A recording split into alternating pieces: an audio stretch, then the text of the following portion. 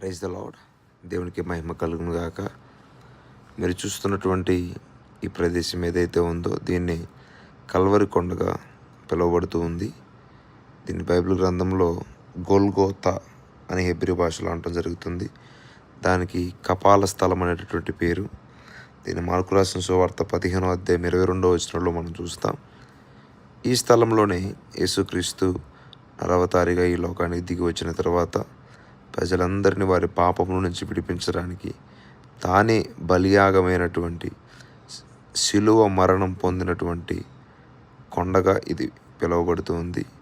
ఎగ్జాక్ట్గా ఇదే యొక్క స్థలంలోనే యేసుక్రీస్తును శిలువ వేసినట్టు మనం ఇక్కడ చూస్తూ ఉన్నాం. ఇక్కడ చూస్తే ఇక్కడ కొండ కూడా కనబడుతూ ఉంది. ఆ స్థలానికి గుర్తుగా ఇక్కడ మందిరం కూడా నిర్మించబడటం జరిగింది. గొప్ప స్థలాన్ని దర్శించడానికి దేవుడు కృప చూపించి ఉన్నాడు. God bless you.